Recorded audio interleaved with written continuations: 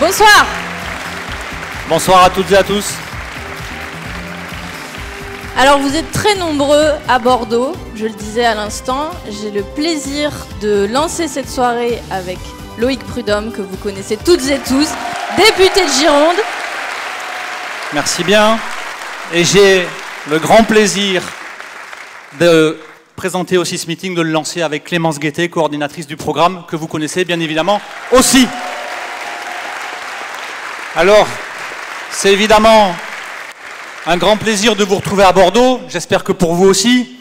C'est bien difficile de saluer tous les gens qui sont là. Néanmoins, je ne peux pas faire l'impasse dans la situation actuelle et dans l'actualité sur saluer une délégation de soignants et de soignantes du CHU de Bordeaux qui ont fait le déplacement. Et vraiment, vous pouvez les ovationner. Alors merci pour cette belle énergie.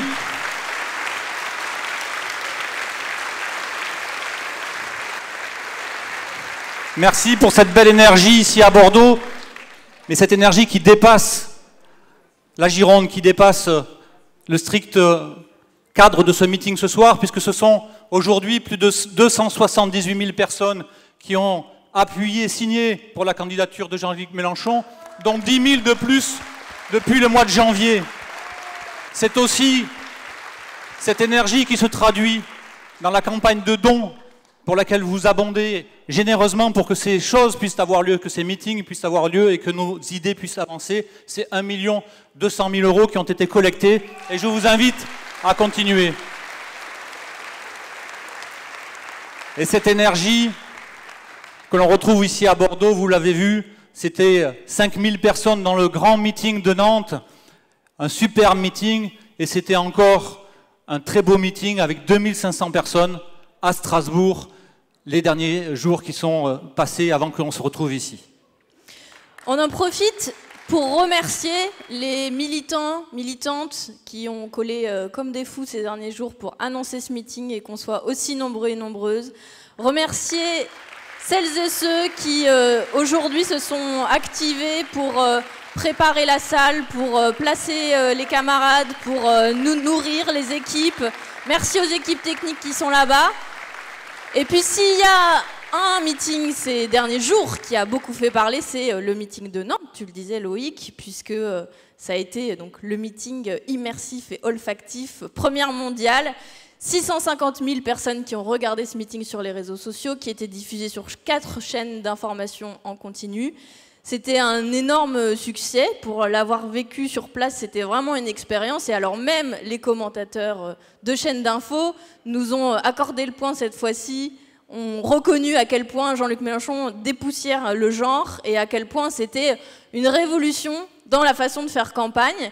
Et donc tout de suite, une petite vidéo avec des gens qui étaient sur place et qui vous racontent comment c'était. Celle qui occupe 70% de la planète. La mer, Thalassa.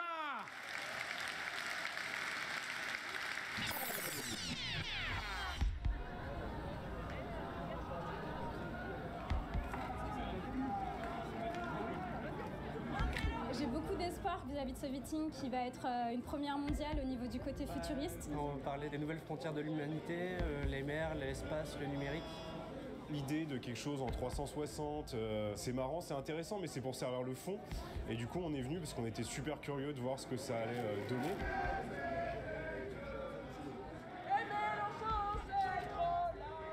C'est la première fois que je vais voir Mélenchon en meeting et je suis venu avec quelques amis qui sont pas trop Français Soumise à la base, donc j'espère qu'il saura les convaincre comme il m'a convaincu, voilà, pour qu'il y ait un avenir meilleur peut-être avec lui. On a vu que c'était un meeting olfactif et tout, mais bon, j'imagine c'est un peu comme la 4DX, mais c'est vrai que je sais pas trop à quoi m'attendre, donc ça va être, je pense que ça va être sympa. Franchement, je m'attends à ce que là, Mélenchon, il arrive à nous fédérer, à nous donner de bonnes propositions, qu'il puisse nous donner un peu d'espoir. Aujourd'hui, on va vivre quelque chose. Je ne sais pas ce qu'on va vivre. On est très heureux, on est un peu impatient, même excité.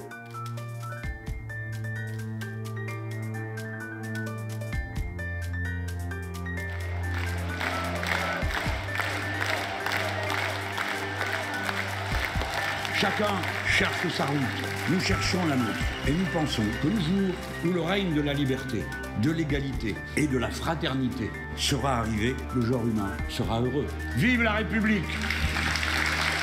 Ils ont réussi à mettre en avant des points du programme avec les intervenants et les citations qui étaient magnifiques en fait. Donc ça c'était vraiment super. Voilà, donc une belle surprise.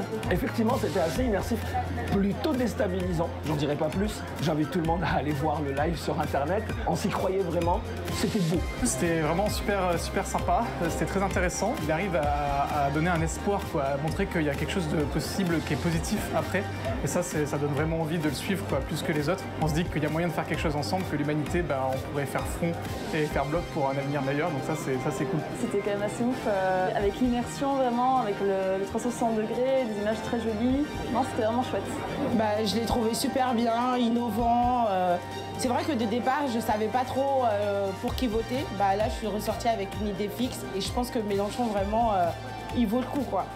Franchement, je pense qu'il vaut le coup. Ça fait chaud au cœur, ça donne envie de se battre en fait pour les idées pour lesquelles on est venu, les idées sur lesquelles on a débattu aujourd'hui. C'est vrai que le côté 360 des écrans, ça permettait vraiment de se poser dans l'ambiance, se poser dans le discours, de se poser même collectivement avec les gens. Et du coup, je trouvais que c'était une très bonne expérience. Je pense que c'est des petits trucs comme ça, mais qu'il faut vraiment travailler, je pense, pour l'avenir. J'espérais que ce soit un truc exceptionnel et ça a été vraiment une scène incroyable. Et moi, ça m'a galvanisé pour la suite et je pense véritablement que Jean-Luc Mélenchon sera notre président et je ferai tout pour qu'il le soit. Voilà.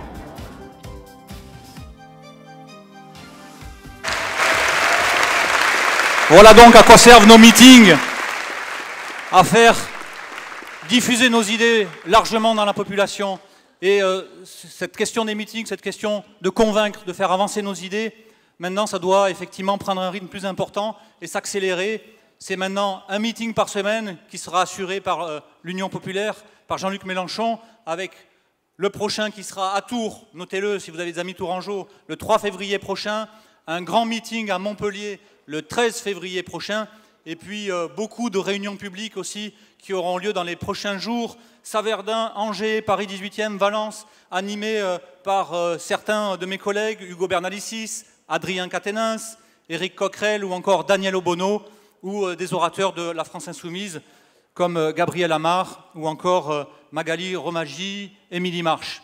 Voilà, en gros, toutes ces actions pour diffuser nos idées, vous pouvez toutes les retrouver sur notre site actionpopulaire.fr qui vous permet de suivre et de venir assister à ces réunions publiques, d'inviter vos proches qui ne sont pas forcément géographiquement à proximité ici ce soir pour venir, mais qui pourront se retrouver et venir retrouver nos idées dans toutes ces réunions publiques. C'est vraiment aujourd'hui très important.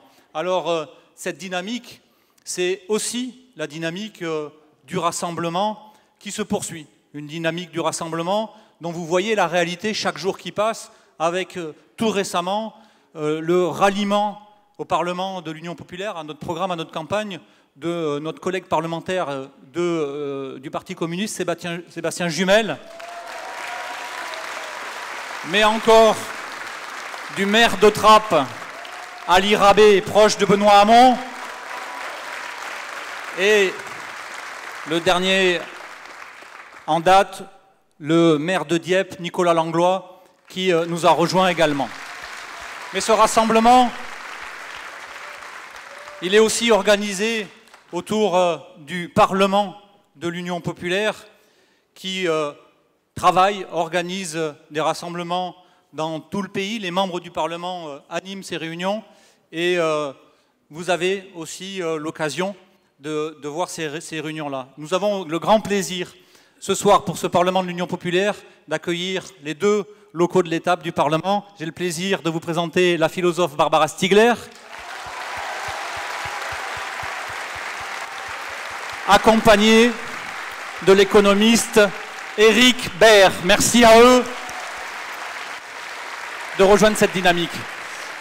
Et puis, hier, il y a eu une nouvelle réunion de ce Parlement de l'Union populaire et j'en profite pour vous redire qu'on a eu beaucoup de soutien, syndicalistes, actrices, acteurs du monde de la culture et parmi eux, deux noms qui nous ont rejoints et qui nous donnent de la force pour les prochaines semaines.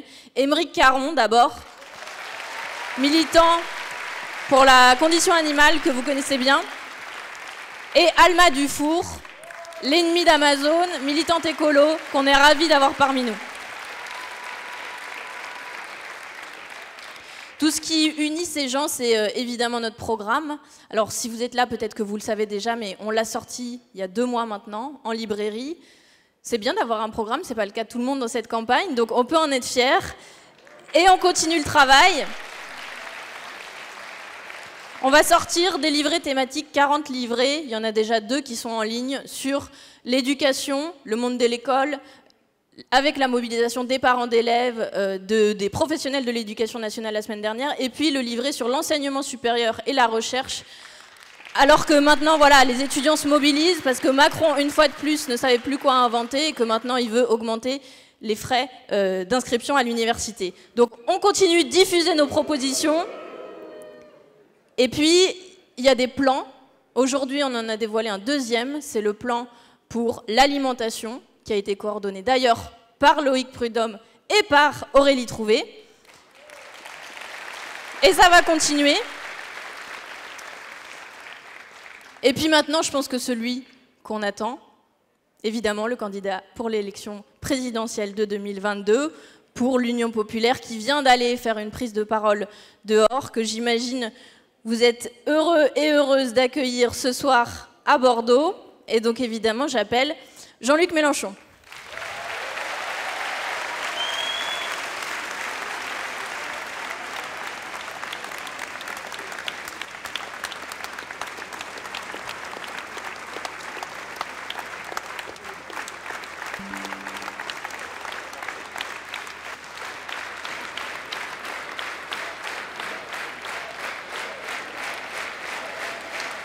Jean-Luc Mélenchon va prendre la parole dehors dans un instant. Je crois que tous les gens ont trouvé le chemin jusqu'à l'écran géant.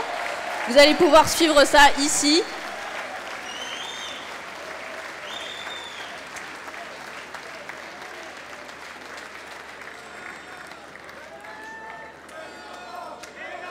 Il arrive et voilà Jean-Luc Mélenchon qui est ici et qui prend la parole à l'extérieur.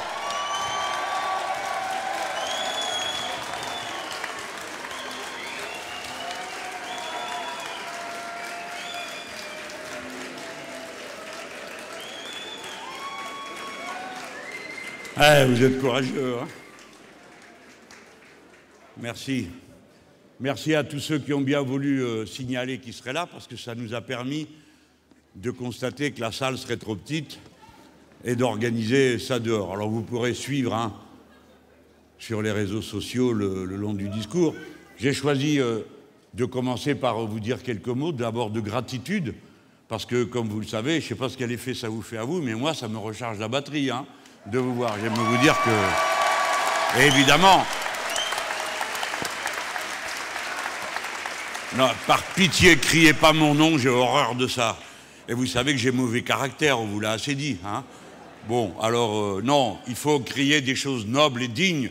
Résistance, où on va gagner, ça va changer, Macron, y en a marre, ou ce que vous voulez. Mais des slogans politiques qui montrent et qui donnent du courage. Parce que, voyez-vous, le fait que vous ayez eu ce réflexe de vous dire bah, on reste quand même groupés dehors montre la connivence politique qui existe entre nous. C'est que vous avez parfaitement compris que nous sommes en train de faire une démonstration de force.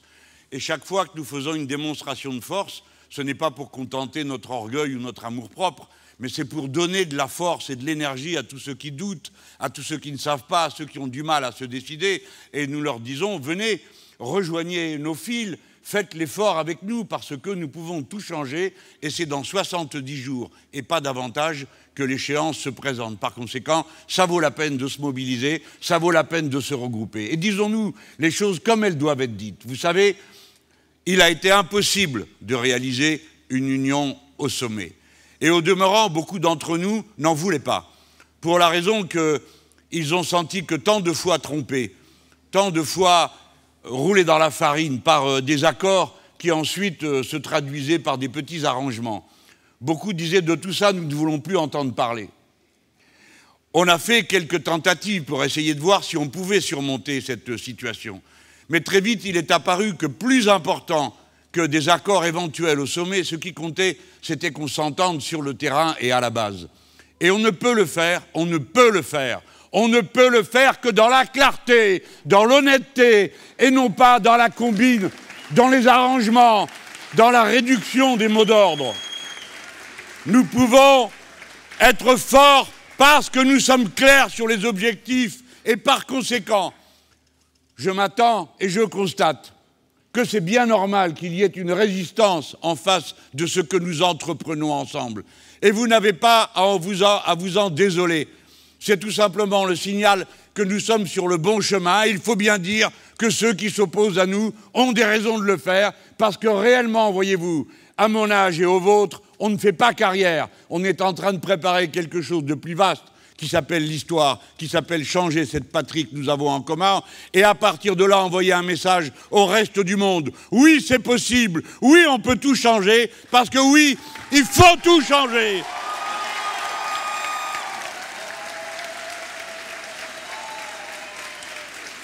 Écoutez-moi, je vais vous dire une chose.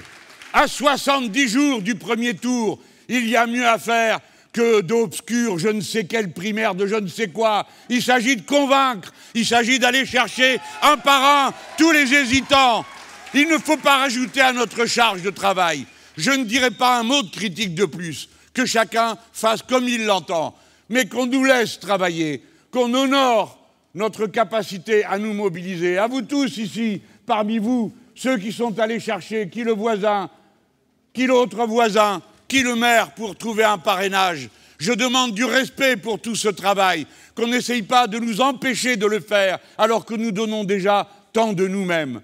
Voyez-vous, j'ai la certitude en vous voyant, comme nous sommes là, parce que nous sommes dans la rue, parce qu'on s'est trompé en calculant avec une salle trop petite. J'ai la certitude que la boule de neige va faire son chemin. Il y a 70 jours, j'ai dit qu'il y avait un petit point de passage. Je crois que c'est avec des démonstrations de cette nature que nous sommes en train de l'élargir. Voyez-vous,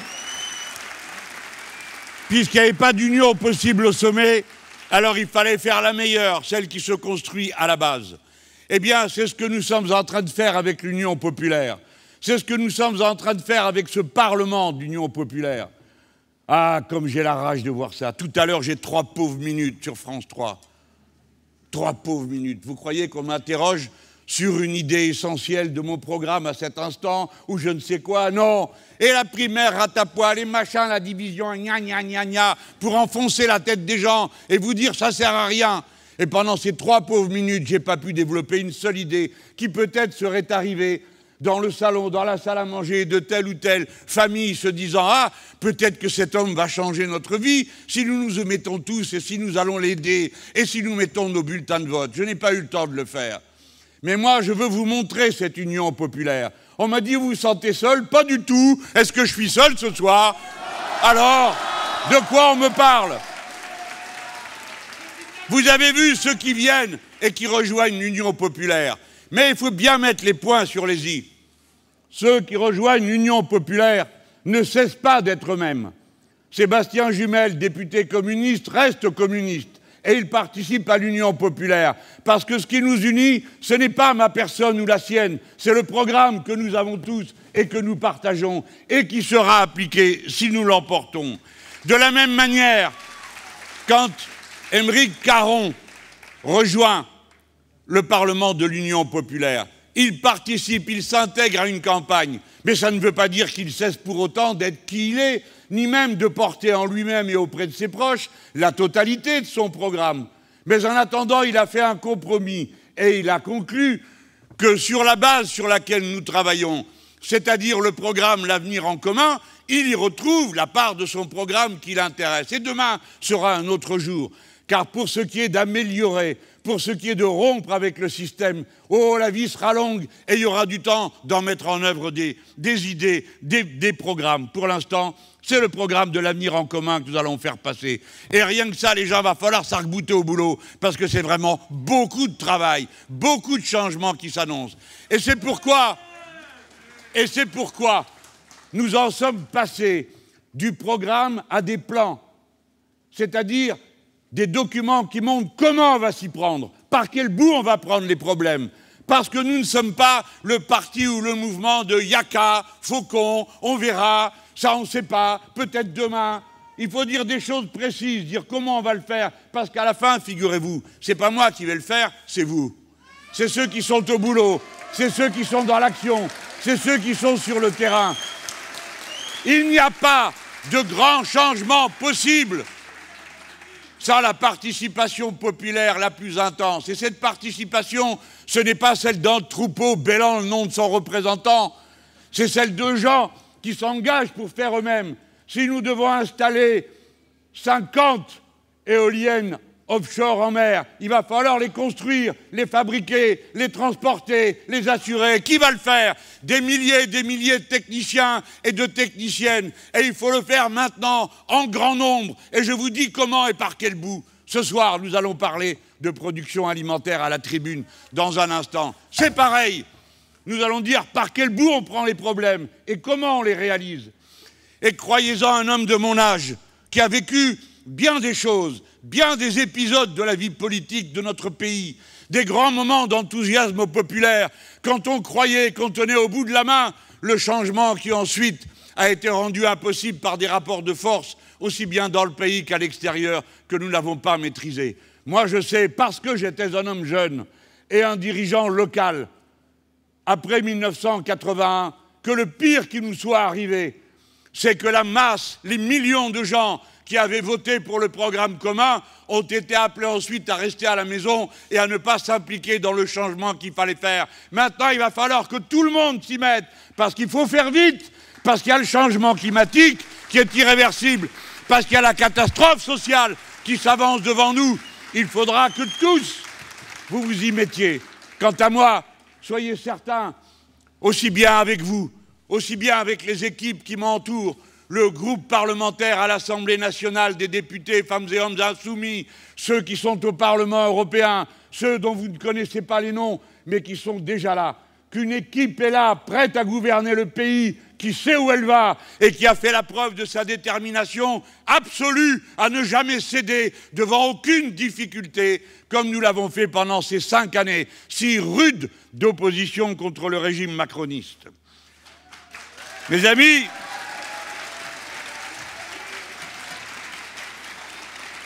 si je fais campagne, c'est évidemment pour faire entendre les thèmes sur lesquels nous allons travailler ensuite.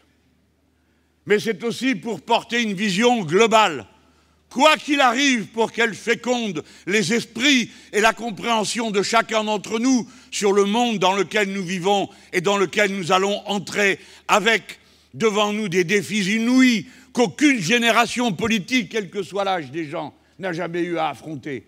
Aucune génération politique n'a eu à affronter un changement climatique irréversible. Aucune génération politique avant celle-ci n'a eu dans ce pays à affronter un tel écart dans les richesses entre ceux qui ont tout et ceux qui n'ont rien. Et il va falloir traiter en même temps toutes ces questions, comme la rupture profonde avec un système qui a conduit à cette catastrophe. Parce que si nous en sommes là, le système porte un nom, il s'appelle le capitalisme financier et c'est lui qui est le coupable. Rien ne vient de ce que vous n'auriez pas fait. Oui, je n'ai pas peur de nommer ce qui doit être nommé pour savoir comment on le combat. Ce n'est donc pas la mauvaise volonté, ce n'est donc pas seulement la cupidité de quelques-uns qu'il s'agit de dénoncer. Il s'agit de rompre avec une manière de vivre, une manière de produire, une manière d'échanger pour changer en profondeur la totalité de ce qui est le quotidien qui conduit à la catastrophe que vous devinez tous. Elle n'est pas inéluctable. Il est possible de tout changer. Il est possible de changer la trajectoire de la société. C'est plein de cette certitude, appuyée sur le sérieux d'un programme, d'une équipe et de l'enthousiasme que je vois parmi vous, que je me sens fort pour dire à cet instant, eh oui, c'est moi qui marche devant, puisque c'est à moi qu'on a confié cette tâche. Mais que chacun sache qu'il y a sa part, qu'il y est attendu, et pas seulement pour, comme on dit, soutenir, mais pour s'impliquer, non seulement dans le vote lui-même, mais dans la suite des événements, comme je l'ai dit. Maintenant, il y a ce que je sais. Il y a encore quelques mois, personne n'imaginait qu'il y aurait une telle combinaison entre une crise sanitaire, une crise sociale, une crise climatique, enfin bref, de tous les côtés des défis. Alors les défis, vous pouvez tomber à genoux et vous mettre à pleurer. Mais je ne vois pas que ça soit dans notre tempérament. Ou bien on se lève et on relève les défis. Je sais une chose, c'est que si nous l'emportons, alors la première des choses qu'il faudra faire, c'est prendre des mesures immédiates pour les nôtres, pour les braves gens qui vivent de leur travail ou qui voudraient vivre de leur travail. C'est la raison pour laquelle il faudra faire tout ce qui peut se faire par décret pour régler l'urgence sociale qui est devant nous. C'est pourquoi j'ai parlé d'une loi d'urgence sociale, mais la vérité, c'est qu'on fera ça par décret puisque c'est possible. Par décret, on augmentera aussitôt le SMIC pour le porter à 1 400 € net. Par décret, on convoquera dans toutes les branches du pays d'activités industrielles, agricoles et autres, la négociation qui est prévue par la loi depuis les années 80, qui doit avoir lieu tous les ans, la négociation annuelle obligatoire sur les salaires. Elles seront convoquées partout pour que dans toutes les entreprises, on discute de la nécessaire répartition de ce qui a été acquis entre tous ceux qui ne demandent qu'une chose, le droit de vivre dignement. Par décret, le point d'indice sera dégelé et le blocage des prix appuyé sur le code, parce que c'est possible, et le blocage des prix sera décrété. Ne m'en veuillez pas, mes amis, si je rentre dans la salle où l'on m'attend, et aussi parce qu'on m'a dit qu'il ne fallait ni que je crie, ni que je prenne froid, parce que pour beaucoup, je suis une chose assez rare pour qu'on s'en préoccupe, et qu'on découvre que j'ai une gorge, et que, bon, comme vous, il faut que je fasse attention. Je rentre, je veux vous dire toute ma gratitude, mes remerciements, pour avoir été là, pour avoir patienté, et pour m'avoir entouré de votre affection et de votre soutien.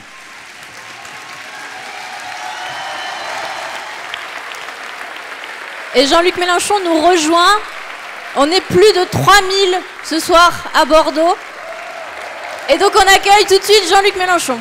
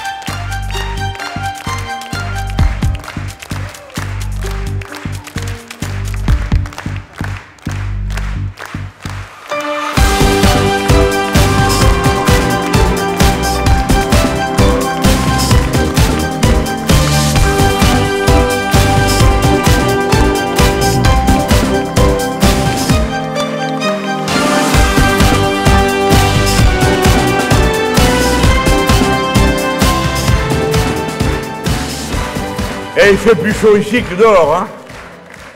Merci à tous. Que vous êtes beaux avec ces masques sur la figure. Là, il faut que je retrouve le point où j'en suis de mon discours. Bon, vous avez entendu le début. Qu'est-ce qu'on est en train de faire, là? On a 70 jours. La vie ne s'arrêtera pas après, hein. Mais nous sommes ici tous des adultes conscients, des citoyens, des citoyennes informés, pour la plupart d'entre nous, et nous savons qu'une magnifique occasion se présente, sous une forme pacifique, tranquille, de régler d'immenses problèmes, qui sinon finiront par se régler, figurez-vous, mais dans les pires conditions.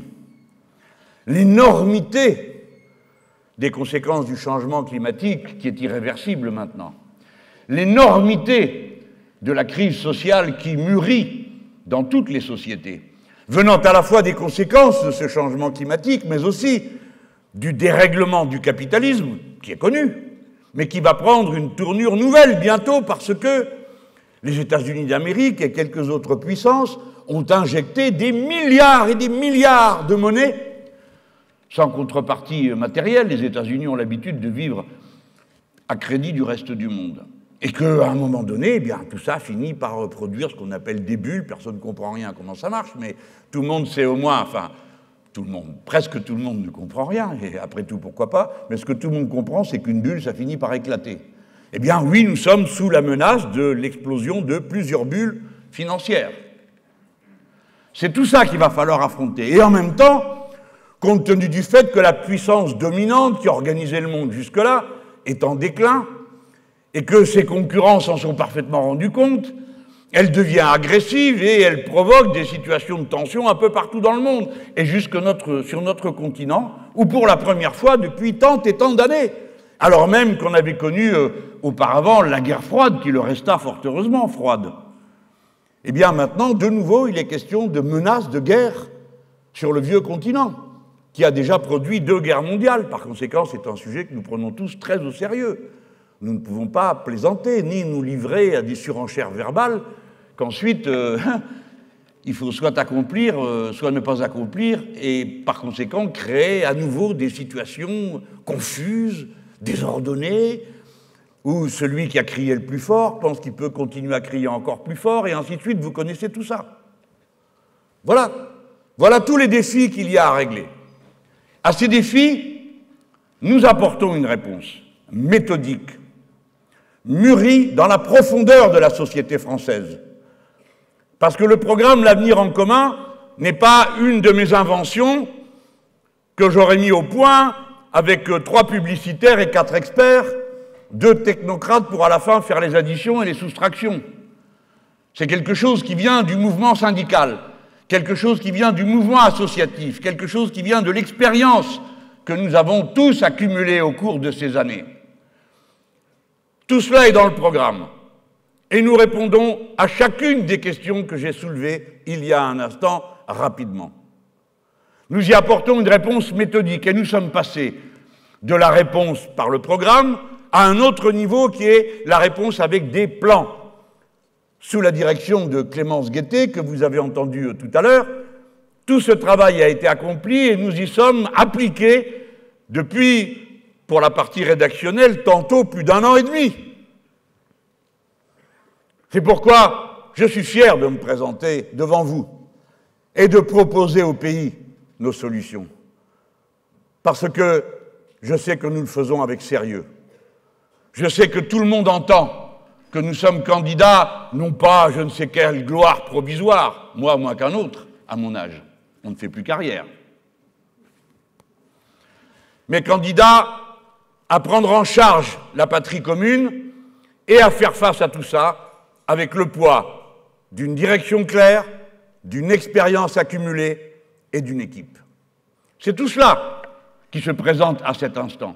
Respecter la démocratie, ça n'est pas arrivé 70 jours avant une élection avec d'obscures combines pour s'accorder ou faire sortir un lapin, que sais-je encore, du chapeau, d'obscures inscriptions votant par des délégations étranges, ou que sais-je encore. Nous sommes prêts. Il y a, au milieu de tout ça, le plus difficile. Voyez-vous, pour tout changer, j'ai dit il y a un instant dehors, il faut que nous soyons dans un moment de mobilisation populaire ample et profonde. Les gens de ma génération se souviennent sans doute de mai 81. Je crois que la plus grande difficulté sur laquelle nous nous sommes brisés, c'est l'absence de mobilisation populaire. Mais des fois, il faut s'interroger sur cette absence. Pourquoi? Les gens ne sont pas sots. Mais souvent, il y a une telle difficulté à arriver à se mobiliser. Je veux dire, quand votre propre vie est occupée à organiser votre survie, il est clair qu'il est extrêmement difficile de s'impliquer dans quoi que ce soit d'autre que le futur de sa famille. Et ce futur, souvent, c'est juste aujourd'hui, demain, après-demain. Parce que les moyens manquent, parce que les difficultés se sont empilées, bref, parce que, comme vous le savez comme moi, il y a dorénavant, en quelque sorte, Un pays qui est capable des prodiges techniques les plus extraordinaires, comme nous l'avons encore vu au mois de décembre, quand la fusée Ariane a placé à une si grande distance le plus grand télescope que l'humanité ait jamais conçu. Ce pays est capable à la fois de faire ça et en même temps de connaître une carbondisation d'une partie de son territoire et de sa population qui cloue au sol tous les rêves, toutes les audaces, tous les enthousiasmes. Une carbondisation, c'est-à-dire que vous n'êtes même pas en voie de développement, ni même plus en voie de sous-développement, mais en état d'expulsion de la vie sociale. Quand 12 millions de personnes en France, 6e puissance du monde, ont froid parce qu'ils ne peuvent pas se chauffer, parce que le carburant coûte trop cher, quand 8 millions de personnes vont à l'aide alimentaire, quand tant et tant d'enfants ont faim, ont froid, dans un pays si riche, vous voyez comme moi que ça ne peut pas durer. Qu'il est honteux qu'il y ait dans ce pays celui de la grande révolution de 89, celui de la nuit du 4 août où l'on abolit les privilèges. Il est honteux qu'il y ait 5 personnes qui possèdent autant que 27 millions d'autres. 5 personnes, 27 millions. Comment ça s'est fait tout ça? Vous autres là que je vois avec des cheveux blancs, quand est-ce que ça nous a lâchés? Quand est-ce que ça nous est passé entre les doigts que cette histoire, cette France-là a pu se mettre en place? Il est temps d'y revenir et de corriger. Et voyez-vous de quoi je vais parler ce soir? De manger, parce que c'est un sujet politique. Comment et ce qu'on mange. C'est ça qui m'a conduit à dire qu'on bloquerait les prix dès que nous serions élus. Parce que si on ne bloque pas les prix, tout le reste, mes amis, ce sera vécu comme des phrases. On me dira, ah, monsieur Mélenchon, oui, oui, on connaît votre programme. Bien sûr, on comprend qu'il vous faut du temps pour qu'il s'applique. Mais, dira cette mère de famille, mais, dira ce père de famille, moi, c'est maintenant que je mange. C'est maintenant que je mange. Et par conséquent, si nous ne prenons pas les mesures, comme le blocage des prix, comment voulez-vous qu'on fasse face à la situation? Il faut bien la prendre par le bout par lequel elle peut être réglée. Et chaque fois, ne reculez jamais devant la mesure à prendre. Alors on m'a dit toutes sortes de choses sur le blocage des prix. On m'a dit, oh là là, c'est une mesure... Oui, je sais, c'est une mesure qui a été inventée pendant la Grande Révolution. Mais elle a été appliquée par des gens qui étaient plutôt des contre-révolutionnaires. Je pense à M. Macron, quand il a décidé de mettre le blocage des prix sur les masques. Vous savez, le moment où il a pensé qu'il fallait mettre des masques, parce que le moment d'avant, il pensait qu'il ne fallait pas. Il l'a fait. Alors moi, je le ferai, parce que ça ne relève que de décrets. Et on m'a dit, si vous faites ça, vous allez ruiner les paysans. Ah, il serait bien temps que vous en rappeliez des paysans. Non, nous ne ruinerons personne. Non, je donne la garantie que personne ne vendra à perte. Et j'en profite pour vous dire, si vous ne le savez déjà, que chaque fois que vous dépensez 1 euro pour vous alimenter, pour acheter tel ou tel produit, tel ou tel légume, le lait, le beurre, que sais-je encore, pour 1 euro que vous donnez, il y a 8 centimes seulement qui viennent dans la poche du paysan. Tout le reste, c'est de la marge, entre le point de départ et le point d'arrivée qui est chez vous. Alors c'est là que devra se faire la contraction. Et elle devra se faire dans l'ordre et d'une manière rationnelle. Je ne suis pas d'accord, quelque avantage que ça puisse donner dans l'instant. Lorsque telle grande enseigne décide de baisser le prix du pain, ce qui est une bonne chose pour tous ceux qui en ont besoin, jusqu'au point où on le met à un tarif qui ruine à coup sûr tous les boulangers que l'on connaît. Ça, c'est pas acceptable. Par conséquent, nous ne laisserons pas faire. Vous savez ce que je suis en train de faire, là? Un petit cours d'économie politique. Pourquoi? Eh bien, c'est le marché, non? C'est le marché, ça coûte moins cher, donc vous allez acheter moins cher. Donc c'est le marché qui provoque la ruine de la production. C'est le marché qui provoque la pénurie, puisque vous ne pouvez pas accéder à la nourriture. Alors ils ont beau jeu après de venir me voir moi, en disant « Ah, mais si vous faites ça, demain il manquera peut-être bien, mais aujourd'hui il manque déjà.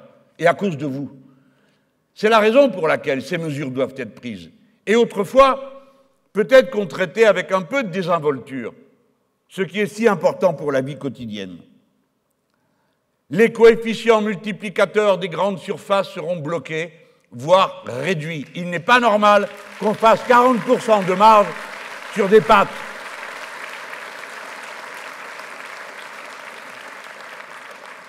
Chaque fois qu'une violence sociale est commise, à l'autre bout de la chaîne, c'est toujours une violence contre les êtres humains, dans ce qu'ils ont de plus intime, leur corps. Vous avez ici, avec Loïc Prudhomme, un député de la France insoumise qui s'est largement concentré sur ces questions de l'alimentation. Il a réussi à synthétiser tout ce qui était disponible dans la société de réflexion et de compréhension du problème. Et pour beaucoup d'entre nous, ce fut une découverte d'entendre exposer d'une manière aussi brillante et synthétique comment une chose conduisait à l'autre. Aujourd'hui, nous savons tous ce qu'est une pandémie, une épidémie, et nous savons tous l'extrême difficulté qu'il y a à y aller, la bouche en cœur, les mains dans les poches, avec des opinions changeantes, des décisions qui changent du matin au soir, et tout ça organisé dans le secret de conseil de défense pour être bien sûr que personne n'aura jamais regardé ce qui a été décidé et qu'il a été fait. Alors, nous devons nous intéresser aux conséquences de la prise de conscience que nous avons faite. Et regardons déjà une chose. N'y a-t-il pas déjà des épidémies dans notre pays dont on ne parle pas? Il y a eu 4 épidémies de grippe aviaire. 4! On n'a rien appris, ni de l'une à l'autre. Et on en est toujours au même point. Et à chaque fois, c'est le même disque. Des millions de bêtes sont abattues, des paysans sont ruinés, et chacun se demande ce qui va se passer. Pourquoi? Parce que maintenant, depuis la pandémie Covid-19, tout le monde a compris que ce sont les élevages ultra concentrés qui sont le lieu du transfert des virus que des animaux portent, des animaux sauvages portent dans la nature, qui les transfèrent aux animaux domestiques, qui, lorsqu'ils mutent, les passent aux êtres humains. Alors, à la 4e crise générale de grippe aviaire, il est largement temps de dire qu'un tel système aberrant ne peut pas continuer. Qu'il y a le risque que le virus mute, comme cela a été le cas dans quelques pays d'Asie. Et que donc, dorénavant, il faut décider qu'il n'y aura plus dans ce pays d'élevage qui concentre les animaux dans des conditions inadmissibles de martyre pour elles et de danger pour les êtres humains. Le gouvernement de l'Union populaire fermera les fermes-usines.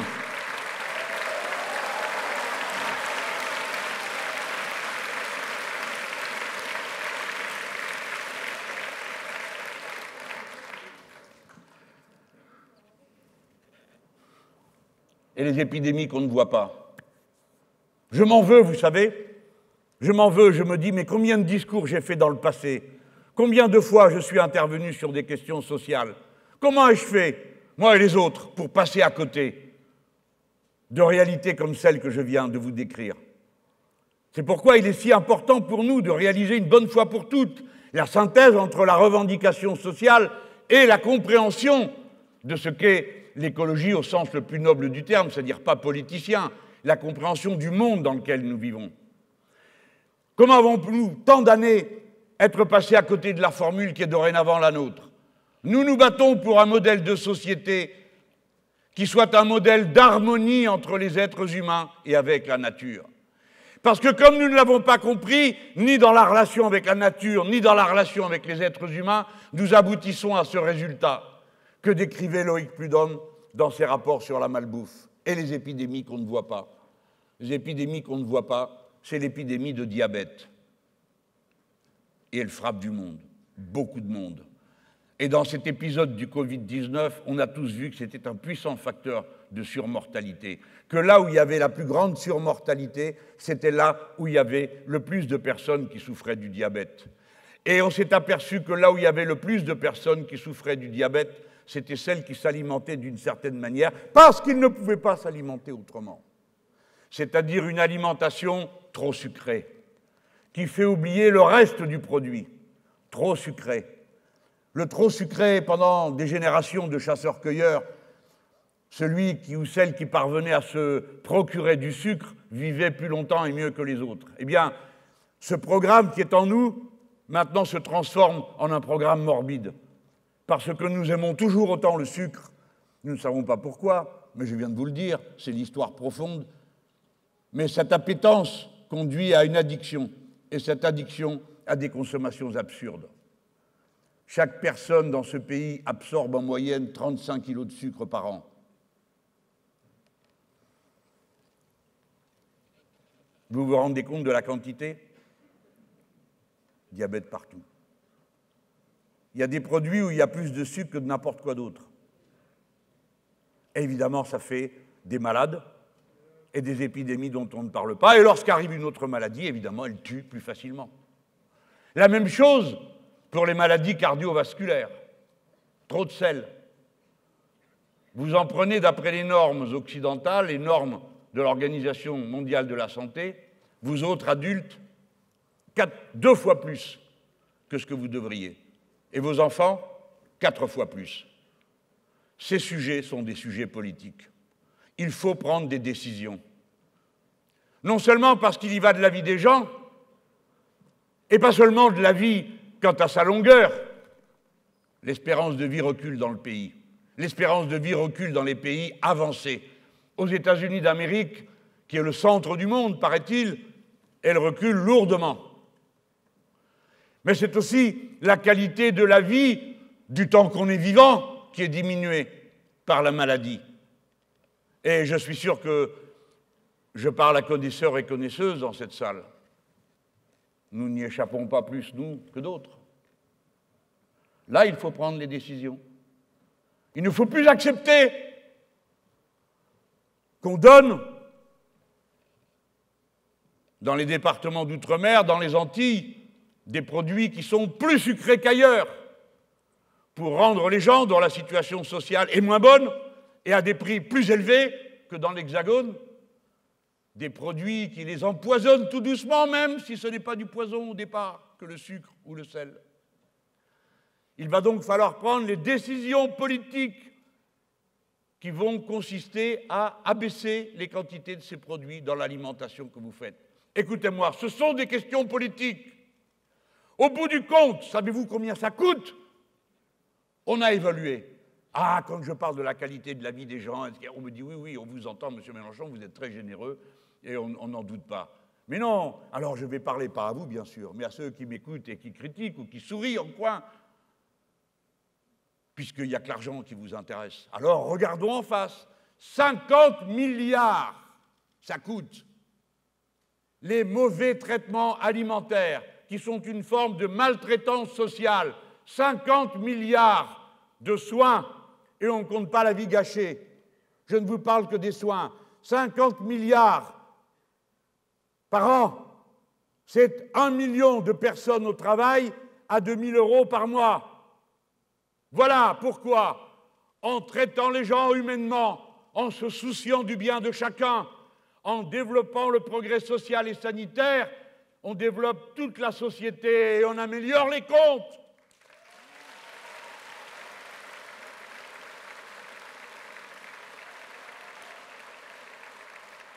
Nous ne laisserons pas continuer. Ah, vous attendiez pas à ça peut-être? Je vais même vous parler de charcuterie pendant qu'on y est. Parce que j'ai suivi ce qu'a écrit Loïc sur le sujet.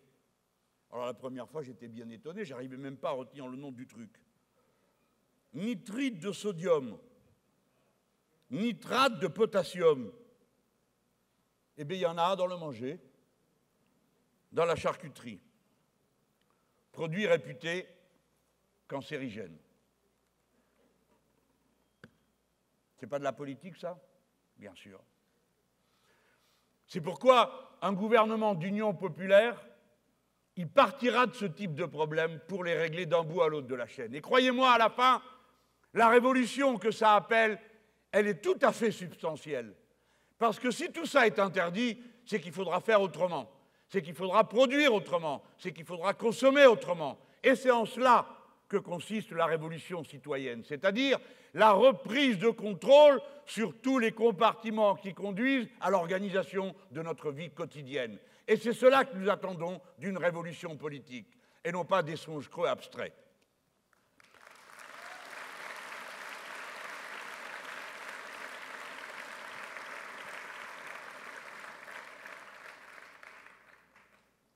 Je parle de nourriture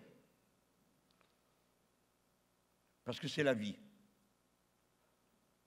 Je voudrais vous parler aussi, pas seulement de la vie qui est menée parce qu'on a heurté les difficultés que je viens d'évoquer,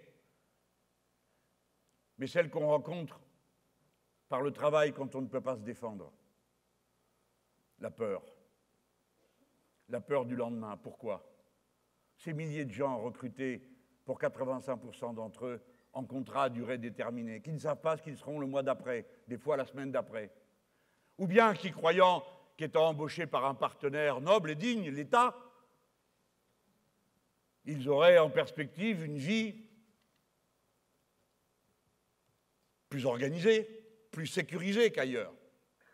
Comment se fait-il qu'il y ait dans la fonction publique, dans les fonctions publiques, sous l'autorité de l'État, 800 000 personnes en contrat à durée déterminée. 800 000 personnes, y compris dans l'enseignement, étonnez-vous après que les gens aient moins goût à y rester. 800 000 personnes qui ne savent pas de quoi sera faite l'année suivante.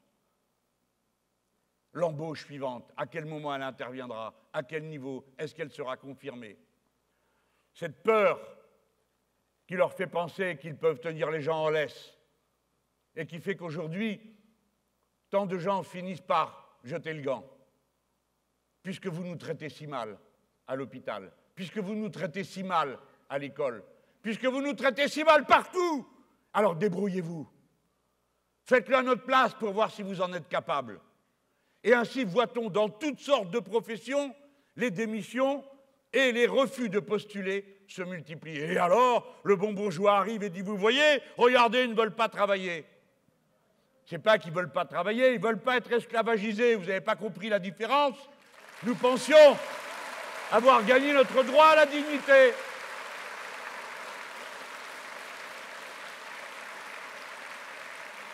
Le gouvernement de l'Union populaire titularisera les 800 000 personnes qui sont précaires aujourd'hui dans la fonction publique.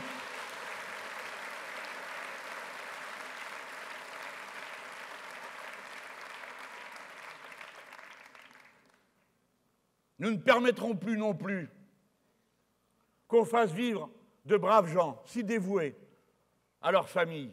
Je pense à ces femmes, ces hommes qu'on appelle des techniciens de surface, ceux qui font le ménage, qui rendent possible la vie parce que personne n'irait travailler au bureau dans une poubelle.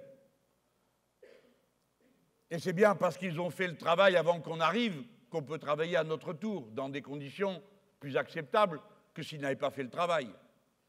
Regardez ces amplitudes horaires infligées de sang-froid à des femmes, à des hommes qui ont les enfants à la maison. Je pense à cette dame qui me disait, alors moi j'avais posé la question, alors à votre avis, comment on va régler tel ou tel problème? Vous savez, on consulte, comme on dit. Et cette dame me dit, écoutez, monsieur Mélenchon, moi je quitte mon domicile à 5 heures du matin. Et je prie pour que mes enfants se lèvent à l'heure et aillent à l'école sous la conduite du plus grand. Et ensuite, je travaille, et ensuite, ça s'arrête. Et j'attends parce que je ne peux pas rentrer. C'est trop court. Et en même temps, c'est trop cher. Alors, je reste là et j'attends. Je mange mon sandwich, et ensuite, je reprends le travail. Et ensuite, je rentre à la maison, il est 9 heures. Et auparavant, j'ai prié pour que mes enfants soient bien rentrés et que les plus grands et aider les plus petits à manger et à se mettre au lit. Voilà qui mérite de sang-froid une vie pareille. Et ces gens le font avec courage, chaque jour, chaque soir, chaque mois, chaque année, dans la seule perspective de faire en sorte que leurs enfants, ayant été à l'école, ayant eu les diplômes, ayant bien travaillé pour mériter les efforts de leurs parents, améliorent leur situation et que la génération suivante vive mieux que la précédente, comme ce fut le cas de tant et tant d'entre nous, et sans doute peut-être de tous. Mais nous, souvent, on a pensé que c'était des histoires du passé. Non, c'est de nouveau là. Eh bien, ce système des amplitudes horaires insupportables, il faut y mettre un terme. Et c'est pourquoi les négociations dans ce secteur du travail doivent reprendre de gré ou de force pour qu'on en finisse avec ce monde de vie.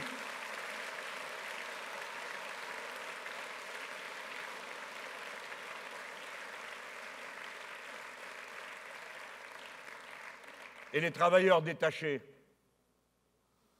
alors ceux-là, les malheureux, ils arrivent d'endroits où, ma foi, mieux vaut partir que d'y rester. Se disent-ils, on les embauche ici. Pendant tout un temps, ils ont évidemment tout désorganisé, dans le bâtiment et dans combien d'autres productions. Parce que voilà qu'arrivaient des gens qui étaient sous contrat, où on payait les cotisations sociales du pays de départ. Alors tu parles, la question était vite réglée. Ils coûtaient moins cher que les autres. Donc, on les a fait venir et remplacer. Comme si dans ce pays, on n'avait pas les peintres, les maçons dont on a besoin. Et puis, quand les premiers ravages ont commencé à être visibles, que ça désorganisait, qu'il y avait moins d'argent dans les caisses de sécurité sociale alors qu'il y avait plus de gens qui travaillaient, enfin, l'Union européenne a compris qu'il fallait faire quelque chose. Et le président Macron, qui n'en rate jamais une, voyant que les insoumis proposaient une loi interdisant le travail détaché, se dépêche d'obtenir que, dorénavant, virgule, ce sera comme auparavant. C'est-à-dire que, bon, on paiera les gens qui viennent au tarif horaire auquel on paye ici, sauf les cotisations sociales, qui continueront à être payées dans le pays d'origine, virgule, c'est-à-dire pas payées. Et nous sommes sous ce régime. Et c'est donc tellement contagieux, figurez-vous, que le résultat est le suivant. Il y a dorénavant des travailleurs qui ont une carte d'identité française, qui vivent et qui travaillent ici et qui n'en sont jamais partis, et qui sont embauchés par des entreprises qui sont dans des paradis comme le Luxembourg et autres endroits où on ne regarde pas trop ce qui se passe de trop près, et qui se trouvent embauchés comme travailleurs détachés dans leur propre pays. Vous avez donc des travailleurs français détachés en France par une entreprise dont le siège est au Luxembourg. 37 000, il y en a comme ça. Il nous faut donc récupérer la capacité d'interdire le travail détaché en France. Je répète, interdire le travail détaché. Et si cela contrevient à un règlement ou un article du traité, d'un des traités européens, eh bien, nous désobéirons.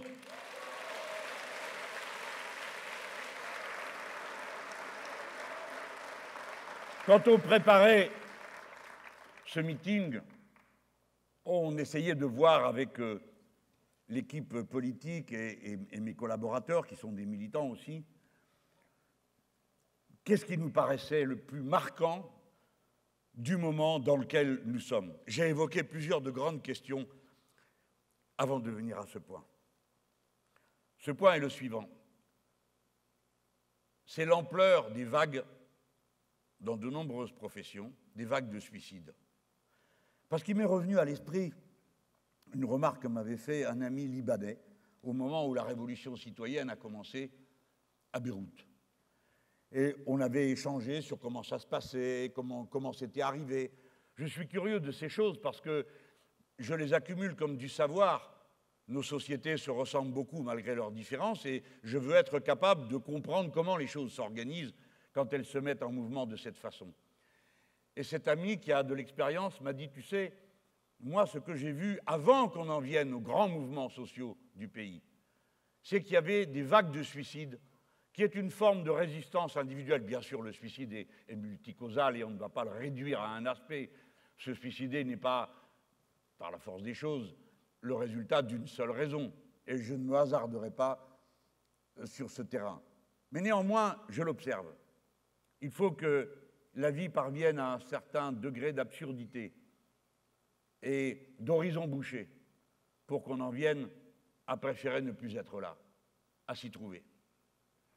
Et voyez-vous, c'est profession après profession. La plupart d'entre vous se rappellent de l'époque, et il y a d'ailleurs eu des condamnations, où le management, la manière de mener les gens au travail, dans une très grande entreprise du pays, avait conduit à une vague de suicides. Et ceux qui ont été tenus pour responsables ont été punis par la loi et par les tribunaux. Écoutez, dans notre pays, il se suicide en moyenne un paysan par jour. Depuis le début de l'année, 10 policiers se sont suicidés. Dans l'éducation nationale, c'est 1 par semaine. Ou une, hein. Comme je dis 1, ça peut être une. C'est dire que quelque chose se passe qui manifeste sous la forme la plus aiguë l'impasse dans laquelle nous nous trouvons. Dès lors, faire cesser la peur au travail. Je ne dis pas seulement la peur de l'accident, 565 par an, mais la peur tout simplement d'une tâche dont on ne voit plus le sens, d'une situation dont on ne voit plus où elle peut nous mener, est une priorité. Autrement dit, le droit au bonheur, le goût du futur, sont des aspirations auxquelles il faut répondre politiquement par des moyens qui limitent, qui abrogent la souffrance, mais aussi par autre chose qui s'appelle l'élan de l'enthousiasme, qui consiste à tracer une ligne sur l'avenir pour proposer qu'on se dirige tous vers elle.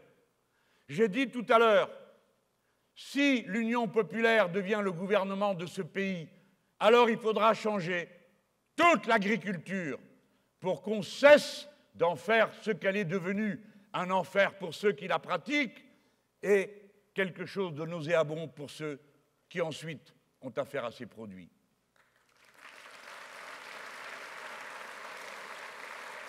Aux enseignants,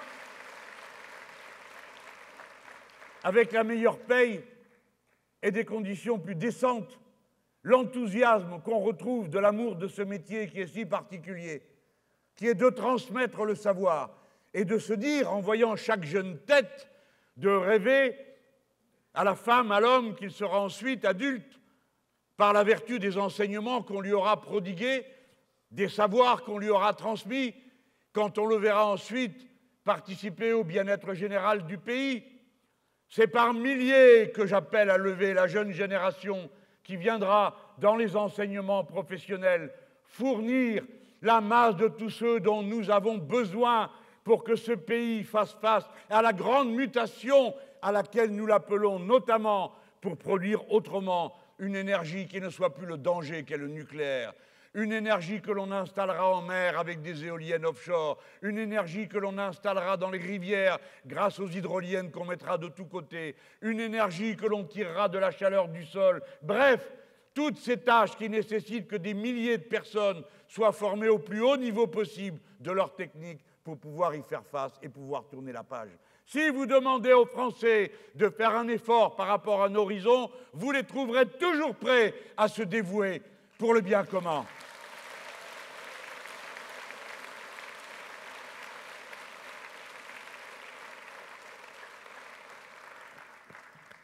Il faut que je revienne à cette histoire d'agriculture et que je dise les choses pour que chacun sache bien ce qui va se passer si nous gagnons. J'ai dit qu'on changerait le modèle agricole. Je dis, après en avoir délibéré avec ceux qui, dans nos équipes, sont les responsables de ces sujets, que du lendemain où s'installerait un gouvernement de l'Union populaire, je dis bien du lendemain, il sera interdit d'utiliser le glyphosate, pesticide qui aujourd'hui contamine 90%. On me dit, mais alors, comment est-ce qu'on va faire? Ah bon, il n'y avait pas d'agriculture avant le glyphosate? On me dit, monsieur Mélenchon, eh bien c'est vous qui enlevez la mauvaise herbe. Non, c'est vous qui le ferez. Et il va falloir recruter du monde, il va falloir le payer correctement. Et ensuite, bien sûr, on sait que le produit final nous coûtera plus cher, eh bien on augmentera les salaires pour le faire. Parce qu'augmenter les salaires, c'est la première mesure écologique qu'on peut prendre dans ce pays. Les glyphosates seront interdits et aucun produit agricole n'entrera en France s'il en contient. Nous pratiquerons le protectionnisme écologique pour ce qui concerne l'alimentation.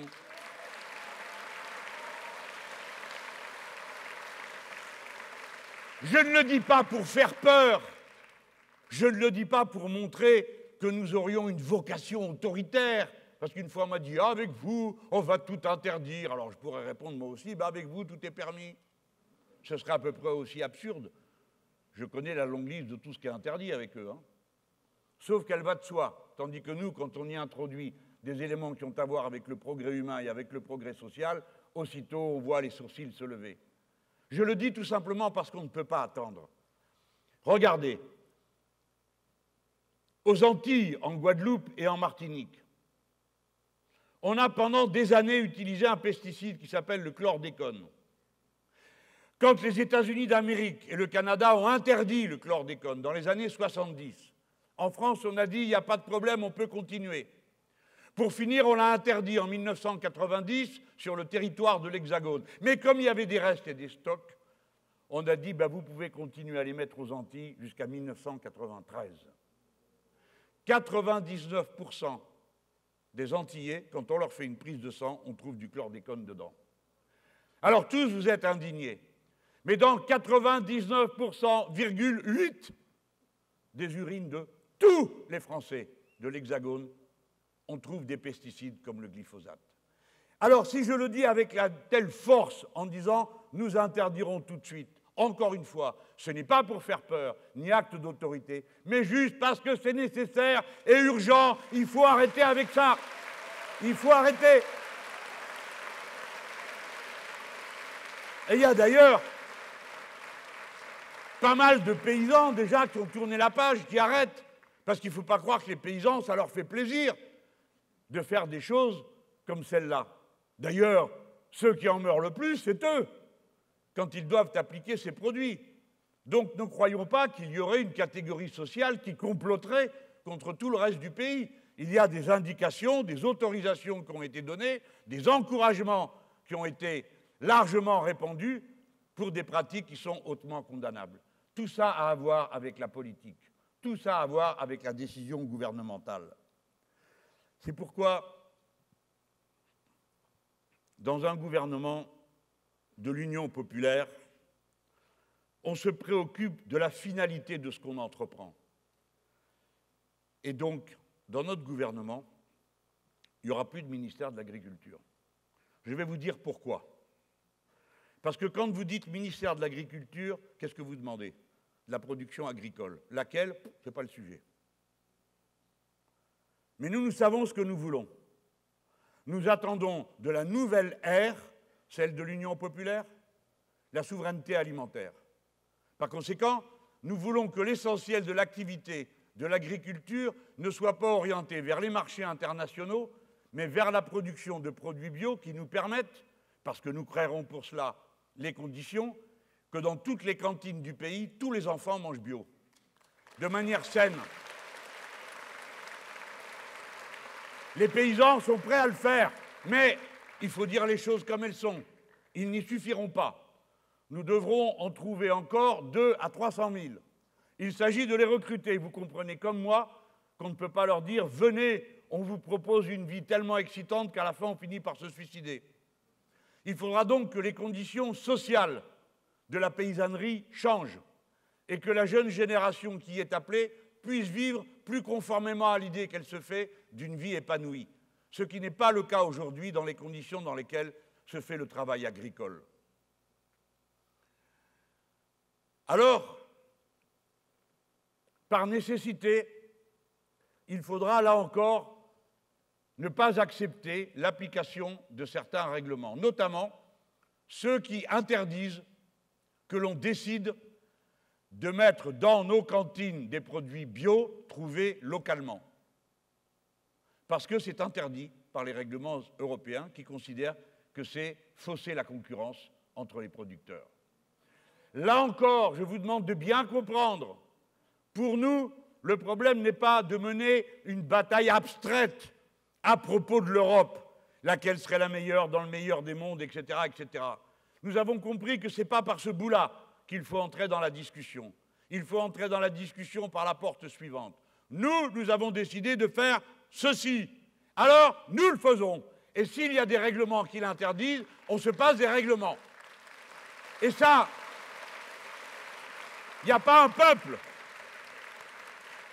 qui en voudra aux Français de décider que leur ligne rouge ultime, c'est leur volonté collective, c'est leur démocratie. Et je sais qu'il faut qu'on commence à réparer la démocratie française qui a été en quelque sorte luxée, brutalisée, violentée par la décision de 2005, lorsque le peuple a voté non et que les dirigeants ont dit on a parfaitement compris, c'est oui.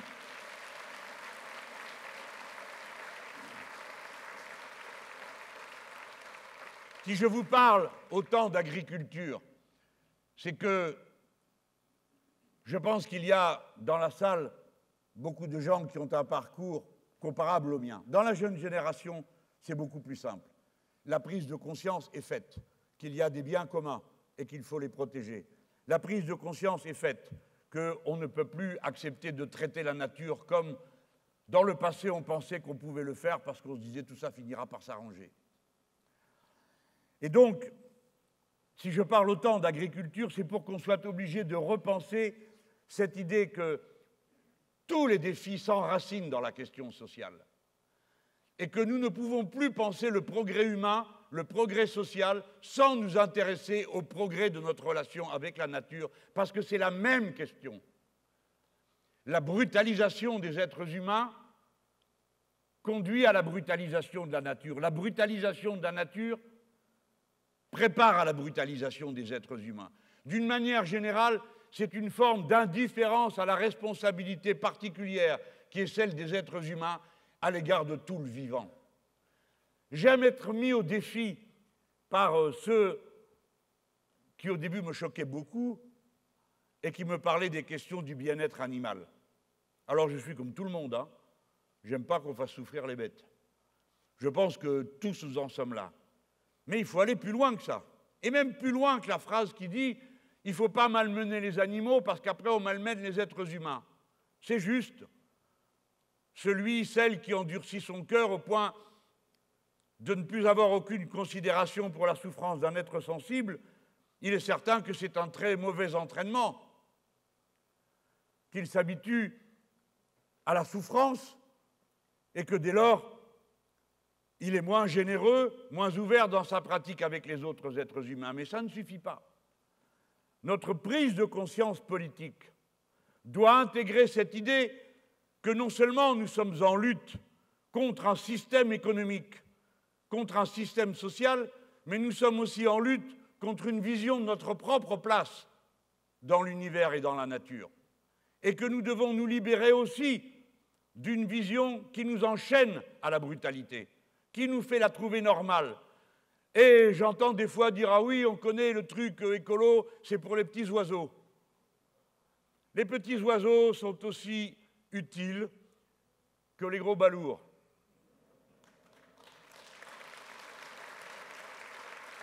Et si vous en êtes à parler des petits oiseaux, demandez-vous comment on a réussi ce tour de force d'en faire disparaître le 60%, tandis que le 70% de tous les oiseaux qu'on voit courir de tous les côtés dans les poulaillers, quand par miracle ils ont un poulailler, 70% des oiseaux vivants sont des oiseaux d'élevage, des poulets, des canards, des oies, des bêtes qu'on traite en tas, en piles, et pour ce qui est des poulets, sur la taille d'une feuille de papier 21-29-7. Notre responsabilité est de prendre conscience de la place particulière qu'est la nôtre dans le vivant et dans la biodiversité. Tous les êtres sensibles sont munis à proportion de leur sensibilité d'une forme de conscience qui va se développant plus ou moins intense suivant l'espèce dont on parle. Et nous autres, les êtres humains, notre caractéristique, c'est que nous sommes ceux qui sont les plus capables de comprendre, c'est-à-dire de prendre en conscience avec nous, de comprendre une chose extrêmement rare, de comprendre ce fait qu'il y a plein de choses qu'on ne comprend pas. C'est ce qui nous distingue de toutes les autres espèces. Et donc, cela nous crée une responsabilité, qui est la responsabilité d'être conscient de la conséquence de tous nos actes pour tout le vivant. Et c'est la raison pour laquelle, dans notre conscience politique, rien ne nous indiffère. Nous ne traitons rien sur la base de l'égoïsme individuel ou même de l'égoïsme de classe. Être humaniste, être progressiste aujourd'hui, c'est se sentir redevable socialement et écologiquement de tout le vivant. Voilà ce que c'est.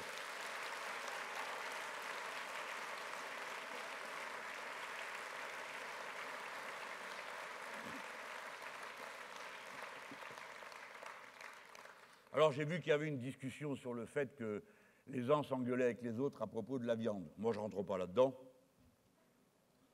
Je me méfie, il n'y a que des coups à prendre. Mais ce qui est absolument certain, les gens, c'est qu'il va falloir qu'on travaille autrement.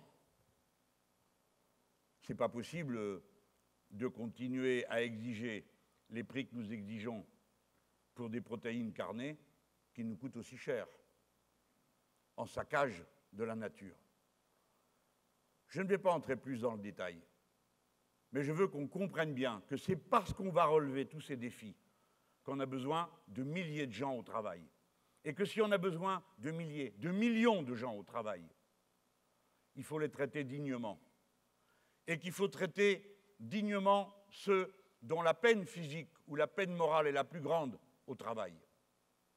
Et que par conséquent, pour l'Union populaire, il y a une option préférentielle pour les plus démunis. Il y a une option préférentielle pour les plus pauvres. Il y a une option préférentielle pour tous ceux qui ont été mis sur le côté de la route et qui, par millions aujourd'hui, regardent passer le train invraisemblable d'une vie dont il leur semble qu'on a décidé de les priver des éléments les plus modestes, les plus humbles du bonheur de vivre. Priorité donc à cette masse immense de gens dont on a dit qu'ils étaient des gens de rien, si vous vous souvenez des propos de M. Macron. Comment a-t-il pu avoir une idée pareille? Comment ce mot a-t-il pu lui venir à la bouche? Eh bien, parce qu'il en est convaincu. Il est persuadé que chacun est à 100% responsable de son sort. Et à la fin, ça produit les équations que vous connaissez. Qui est responsable de la pauvreté? Le pauvre. Qui est responsable du chômage? Le chômeur. Qui est responsable de la maladie? Le malade. La preuve, il n'a qu'à se vacciner. Alors on leur dit, mais écoutez, vous êtes fous? Vous croyez réellement à des sottises pareilles? Ben oui, ils le croient. Et donc, si vous n'avez rien, c'est que vous n'êtes rien. Oui, mais c'est une vision du monde. Et elle a travaillé en profondeur nos sociétés. Parce que pendant des années et des années, on a répété que le collectivisme, c'était une prison, que s'occuper des autres, c'était du temps perdu, que ce qui était important, comme disait Madame Thatcher, quelques-uns d'entre vous doivent se rappeler de qui c'est. Écoutez, il a fallu qu'elle en fasse, pour que le jour de ses funérailles, les mineurs se soient donné rendez-vous pour se mettre le long du parcours et lui tourner le dos, en souvenir de l'année effroyable.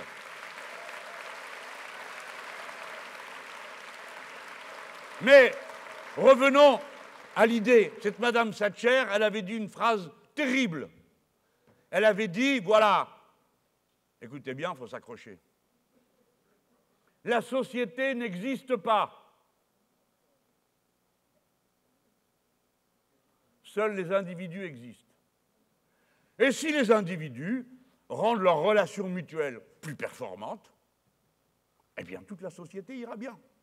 Alors si vous êtes au chômage, allez donc au boulot, traversez la rue. Si vous êtes malade, allez vous vacciner. Et d'ailleurs, comme c'est une société d'individus où le collectif n'existe pas, où les règles collectives sont superflues, eh bien moins il y en a, mieux on se porte, des règles, puisque ça permet à chacun de faire épanouir son talent. Ça, c'est la vision du libéralisme. Ce n'est pas seulement un modèle économique, ce n'est pas seulement un modèle social, c'est une vision du monde. Et à la fin, vous vous trouvez à dire « Je souhaite que les jeunes rêvent d'être milliardaires ». Et nous, on pense qu'être milliardaire et y rêver, c'est obscène. D'ailleurs, rêver d'argent, personne n'en a jamais entendu parler, sinon chez des gens gravement perturbés. C'est donc une vision du monde que nous affrontons. Et donc, un programme doit répondre à cette globalité. Les différentes parties qui le composent sont réunies entre elles par une vision du monde. Donc j'assume, au nom de tous mes camarades, oui, l'avenir en commun est un programme de transition entre une forme de la société capitaliste fondée sur l'égoïsme et la cupidité, en route vers une société de l'entraide et de la solidarité.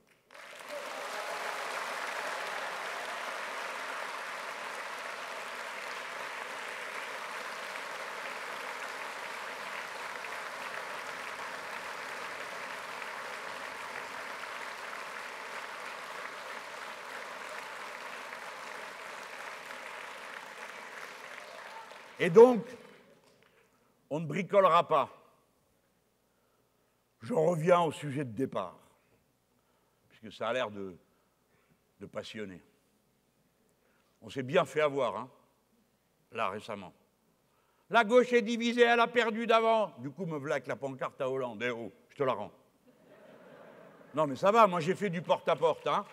Toc, toc, toc, qui c'est? C'est la gauche. Non, on veut pas du Hollande. Bon, non, mais c'est pas Hollande, on a... Alors... Parlons d'autre chose. Enfin, soit dit par parenthèse, vous avez vu qu'il y a une nouvelle saison de Hollande qui va commencer, il nous a annoncé. La série va être passionnante. Bon, non, j'arrête parce qu'après, je vais regretter. Des fois, hein, un bon mot, ça vous coûte cher. Hein.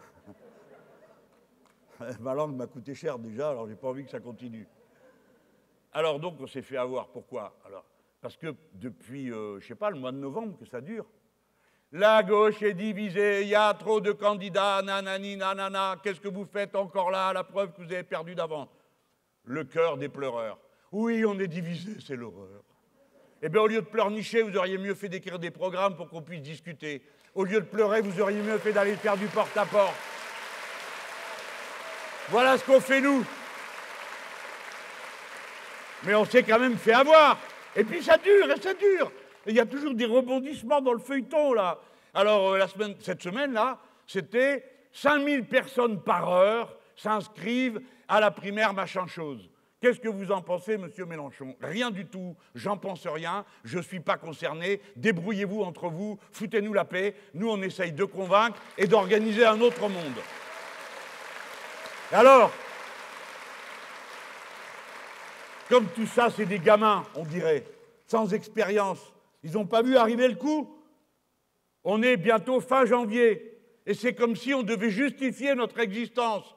Nous qui sommes en campagne depuis 1 an, nous qui avons rédigé un programme pendant 2 ans, nous qui avons regroupé déjà presque 300 000 personnes autour des parrainages sur ma candidature pour ce qui concerne les personnes. Tout ce travail devrait être anéanti pour participer à je ne sais quelle farce qui ne serait pas sérieuse, parce que les Françaises et les Français y comprendraient parfaitement que des gens qui leur surgissent dans les pattes 70 jours avant, sans programme et sans même savoir qui conduirait l'État, ne sont pas des gens qui ont l'intention de changer la vie. Ils ont l'intention de changer leur vie.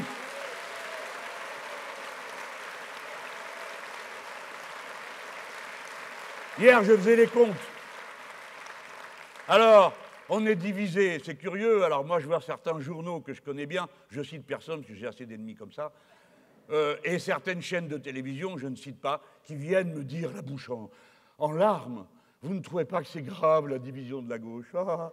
comme ça vous va bien, de vous soucier de la division de la gauche. Hein. C'est faut qu'on en parle. Et c'est sans arrêt. Hein. Sans arrêt. Et pourtant, nous allons surmonter tout ça. Ça fait partie des difficultés. Chaque génération, vous rencontrez une partie de difficulté. Là, on s'est fait avoir la division de la gauche. Oui, il y a 8 candidats qui peuvent être considérés comme de gauche. Et à droite? Ben, il y en a 9. Quand est-ce que vous allez pleurer un peu sur la division de la droite? Vous ne trouvez pas qu'un facho, ça suffisait? Il vous en faut 2 maintenant. Et de droite, bien droite. Avant, on avait la droite unifiée à LR. Maintenant, il y en a 2 avec Macron. Ils sont donc 4 au moins pour cela. Et il y en a 9 au total. Nous, 8, eux 9. À la fin, on ne sera pas 8. On le sait tous. Et à ce moment-là, tous les ballots diront « Ah ben finalement, on n'est pas plus nombreux qu'on était en 1981 quand on a gagné. Ah ben finalement, on n'est pas plus nombreux qu'on était en 1996 quand on a gagné. » Parce que ce qu'on va faire là, c'est qu'on se prépare à gagner. Voilà ce qu'on est en train de faire. Et voilà pourquoi rien ne me détournera de cette tâche. Moi, je règle le problème. Vous avez vu des gens qui viennent dans l'Union populaire. Vous tous ici, et nous dans l'équipe, on est unis par le travail qu'on mène ensemble. Je sais très bien que quand on va sortir de cette salle, j'espère que je vous aurai donné la pêche, et chacun d'entre vous va prendre dans sa vie, avec le temps dont il dispose, les moyens d'appeler un tel, une telle, pour lui dire « Allez, allez, il faut y aller ». Il faut venir voter, est-ce que tu vas venir? Et patati et patala, on explique. Veux-tu que je t'apporte le programme? Comme on a toujours fait. Toutes les générations.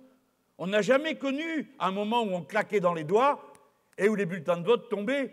Moi, on me dit, c'était plus facile avant. Quand c'était facile? Attendez, j'ai raté quelque chose ou quoi? À l'âge que j'ai, j'en ai raté aucune depuis la Saint-Glaglin. J'ai jamais vu une élection facile. J'ai jamais vu une élection où on dit, ah, mais vous autres, là, avec les idées très avancées que vous avez, mais comme vous êtes géniaux, je vous en prie, installez-vous, tenez, voilà les clés du camion. Jamais. Ça a toujours été difficile. Eh bien, c'est difficile, cette fois-ci, il n'y a pas de changement. Et on mène la bataille. Alors, je leur dis, mais le problème va être réglé. Vous avez tous un peu d'expérience. En 2017, la scène politique a explosé. Pourquoi? Parce que qu'il soit de gauche ou de droite, ils racontaient ce qu'ils voulaient pendant les élections, juste après, ils passaient au bureau et la Commission européenne leur disait « Voilà votre feuille de route, c'est la consigne. » Voilà. Donc ils faisaient pareil, les deux, dans les mêmes conditions. La retraite, c'est la Commission européenne qui n'arrête pas de demander qu'on en retarde l'âge. Alors évidemment, vous vous imaginez qu'ils ne vont pas venir devant moi pour me dire « Ah, quelle bonne idée, vous qui voulez la remettre à 60 ans, avec 40 annuités de cotisation. » Certainement pas. Donc il faut qu'on embrouille. On embrouille. On ne vient pas me dire comment vous allez faire. Ils n'osent plus maintenant non plus venir me dire comment vous allez payer, parce que la répartie qu'on a trouvée, mon vieux couille, qui sont cloués à terre. On leur a dit, vous n'avez qu'à payer les femmes comme les hommes, et il y aura le niveau de cotisation nécessaire pour le payer. Alors là, depuis, c'est terminé. Il n'y en a plus un qui vient me poser la question de comment je compte payer. Puis j'ai encore d'autres idées, hein, si vous voulez. Et puis je sais comment faire. Donc j'ai dit, ben, on va régler le problème. Puisque vous pensez qu'on est divisé, que les gens règlent le problème. Pour l'instant, c'est dans les sondages qu'on est en tête. Mais les sondages, il y a un problème. Ce n'est plus des sondages, c'est des rêves. Ils rêvent d'une société où les milieux populaires ne vont pas voter. Alors ils ne comptent que les gens qui sont sûrs à 100% d'aller voter pour quelqu'un. Donc sur un échantillon de 1000, quand ils vous disent qu'il y a 60% de votants, ben, ça veut dire que... 60% d'abstention, ça veut dire qu'ils vous gardent que les 400. Et ils évaluent là-dessus sur un échantillon comme ça. C'est un rêve. Enfin, un monde où les milieux populaires ne se mêlent plus de leurs affaires et ne viennent plus voter. Alors ça s'arrange entre gens de bonne compagnie. Hein. Alors là, c'est clair qu'il y a moins de place pour un sauvage comme moi, dans le genre et comme vous d'ailleurs, hein, parce que ne faites pas les malins en me regardant. Vous êtes concernés. Voilà. Bon, il va falloir que les Français tranchent. Si vous croyez qu'on peut faire de l'écologie d'accompagnement, eh bien, vous en avez à disposition. Mais si vous avez compris que pour en faire, il faut rompre avec le productivisme capitaliste, nous sommes là. Parce que nous le ferons.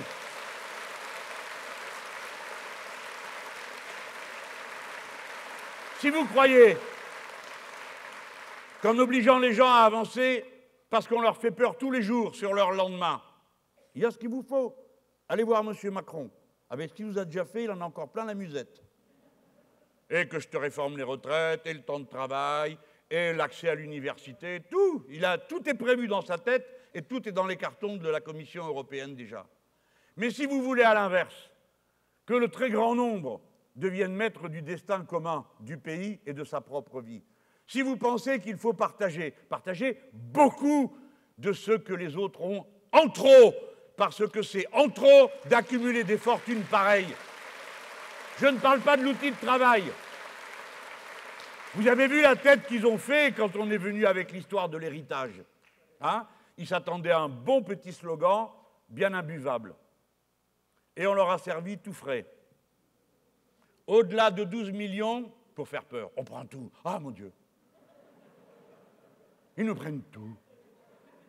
Alors on a rectifié. Au-delà de 12 millions, c'est-à-dire, une fois que vous aurez été plongé dans le néant de la pauvreté, avec 12 millions, je ne sais pas combien de siècles de SMIC ça représente, hein, eh bien le reste, le 13 millions, le 14 millions et le reste, on donne tout. À la jeune génération. À la jeune génération, pour qu'elle puisse étudier et ne faire qu'étudier et pas travailler en plus.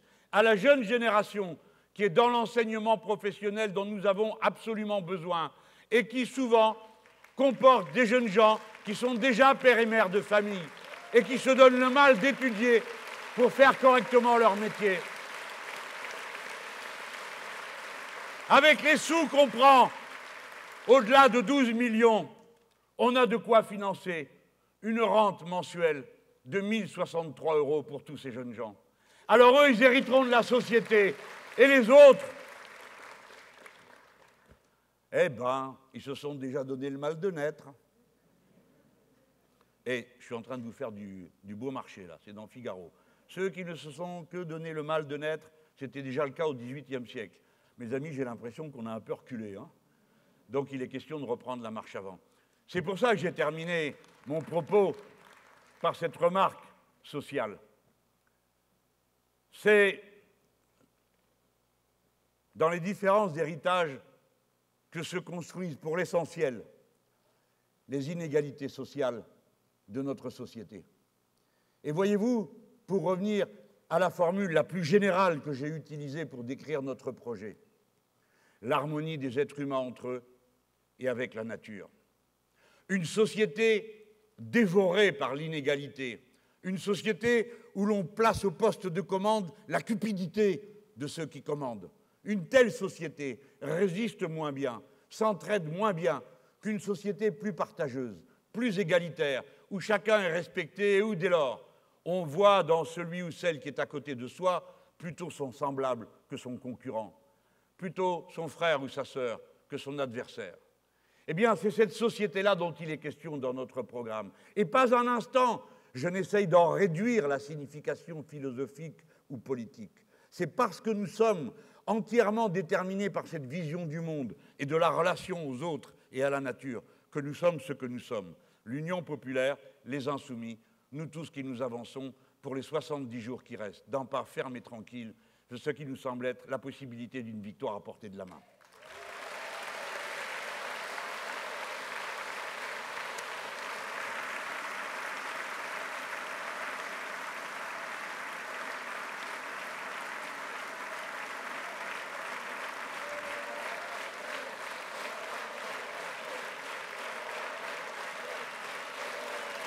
C'est fini.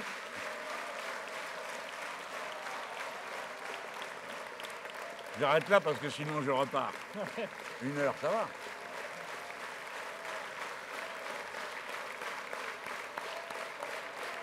Ça va jusqu'au fond là-haut, hein.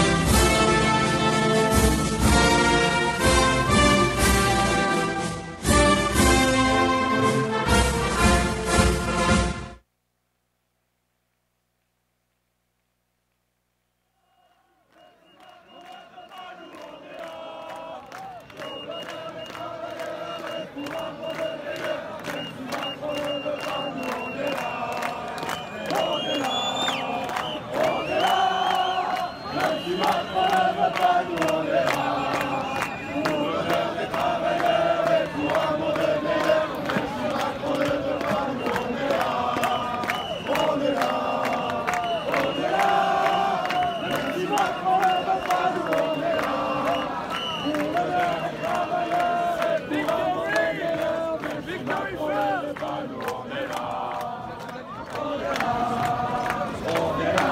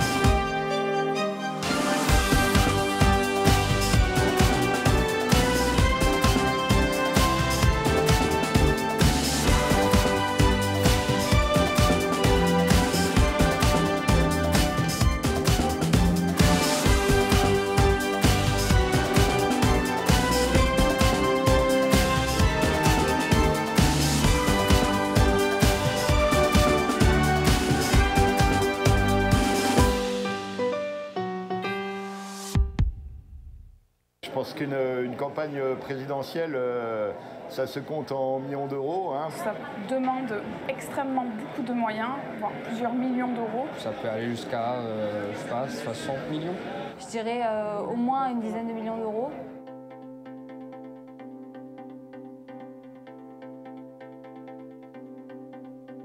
Le financement de la campagne est un élément très important dans toute démocratie. Il faut des financements. C'est vrai que le peuple, dans sa grande majorité, certains n'ont pas véritablement d'informations sur ce cas. Le fait de pouvoir faire campagne, de pouvoir parler au maximum de Français, ça demande forcément de l'argent, non seulement pour faire des tracts, mais aussi pour mettre en place des événements qui rassemblent le maximum de personnes. Et c'est en effet quelque chose d'important, l'argent. Il ne faut pas se voiler la face. Notamment parce qu'on est aussi quand même un pays qui ne se limite pas à la métropole, mais qui a effectivement des régions ultramarines.